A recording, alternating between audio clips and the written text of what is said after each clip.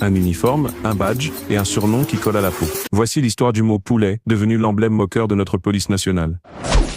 Aujourd'hui, quand on entend poulet dans une manif, dans un rap ou sur un ton moqueur, on sait qu'on parle d'un flic. Mais ce surnom, tout le monde l'utilise sans vraiment en connaître l'origine. Et pour la comprendre, il faut remonter à Paris. Plus précisément en 1871, à cette époque, Paris est encore marqué par la guerre franco-prussienne. La ville est en ruine, la population a faim, la tension est partout.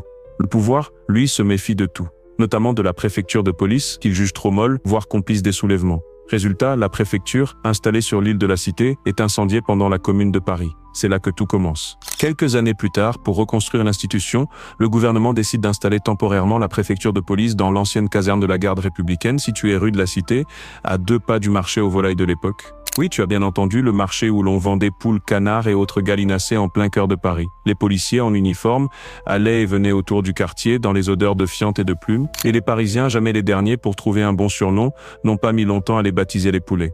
Le surnom a d'abord été utilisé sur un ton de moqueur, mais il s'est imposé. Et avec le temps, l'argot policier a intégré le mot. On a même vu des journalistes l'utiliser dans des articles sérieux. Aujourd'hui, il fait partie du langage courant, mais l'histoire ne s'arrête pas là. Pendant la Seconde Guerre mondiale, un autre événement va renforcer cette association, la résistance. En 1944, plusieurs policiers résistants sont exécutés par les nazis, dans la cour même de la préfecture de police.